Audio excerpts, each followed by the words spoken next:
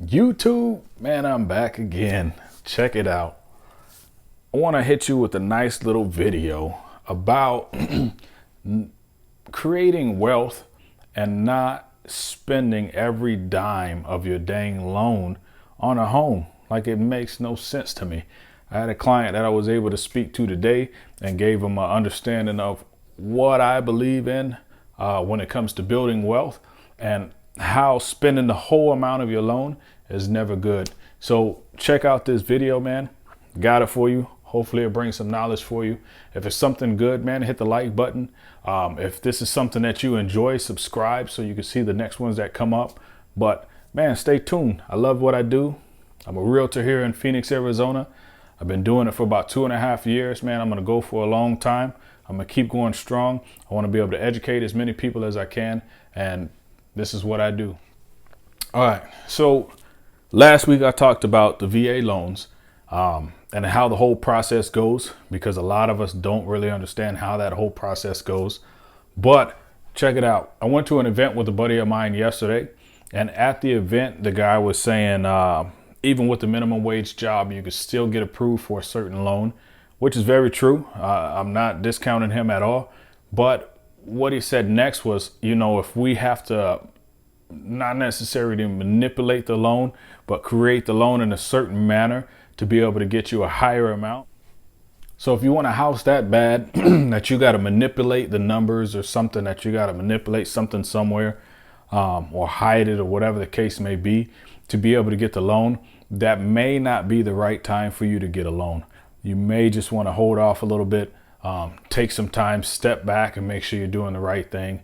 If you have on-time payments and things like that, then maybe you might feel that it's the right time and you can continue to move forward.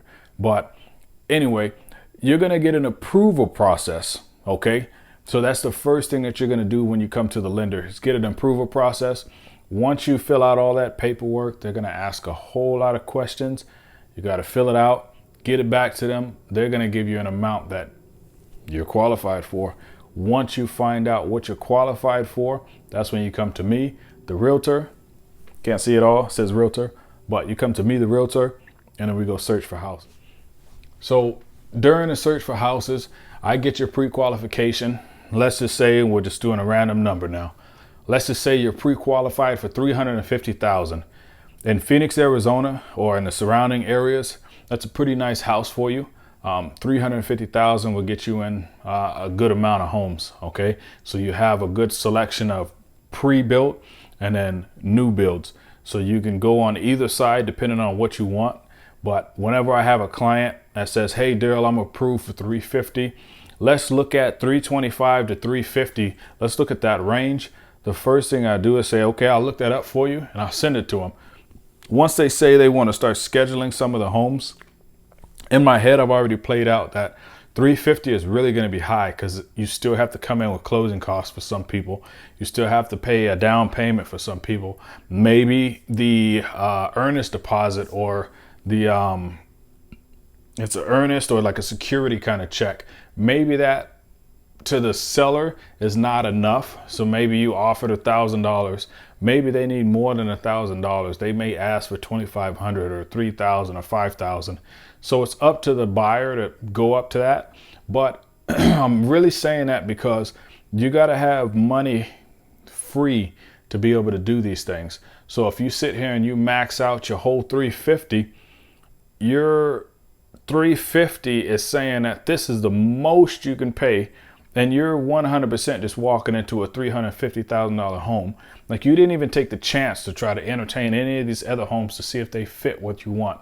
So I would bring that to my client and let them know, like, hey, this is a little bit high. Are you comfortable with this? Is this something you really talk to about your lender? Did they go over the numbers for you? Is that something that you're ready for?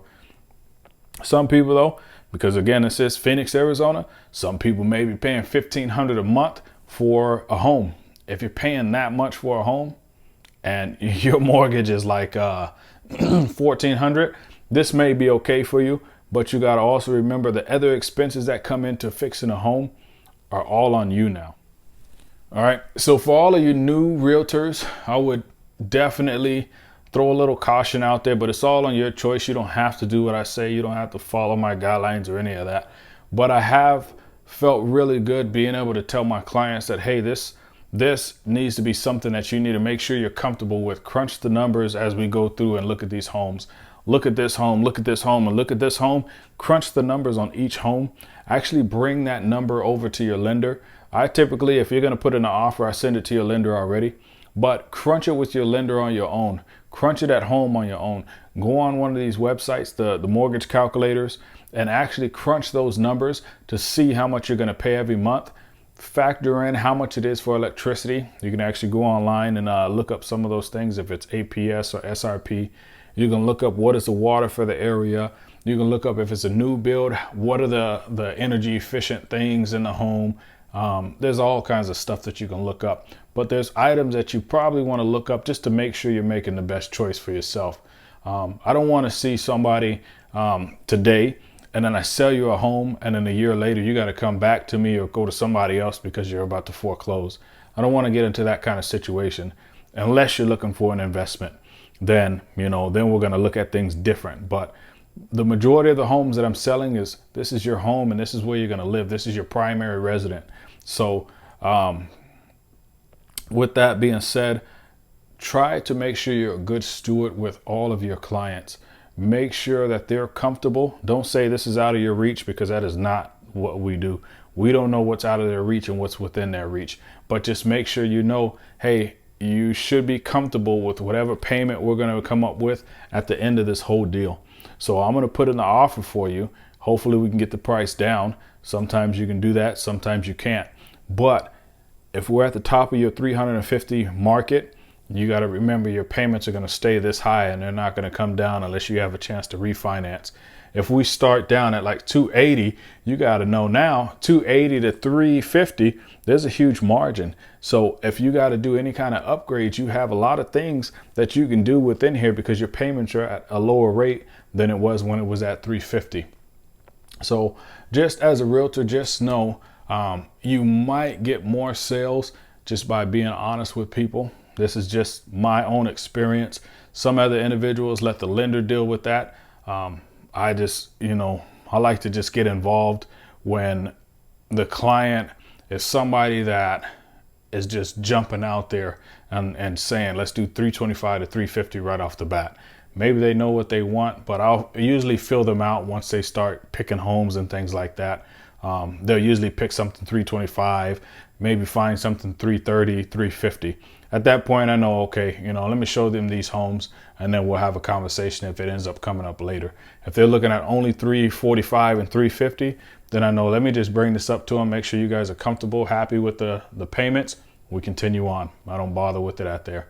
But anyway, if you made it this far, hit the like button, subscribe, continue to watch me, man. I love doing what I'm doing. I want to bring more information to you. I actually have something on equipment. I actually probably drop that next week. And I do want to try to push to get more videos for you guys. So maybe I'll bring something about my own home. So I had a lot of issues with my home and I wanted to do a rental. Maybe I'll do a video on it. I love you guys, man. Peace.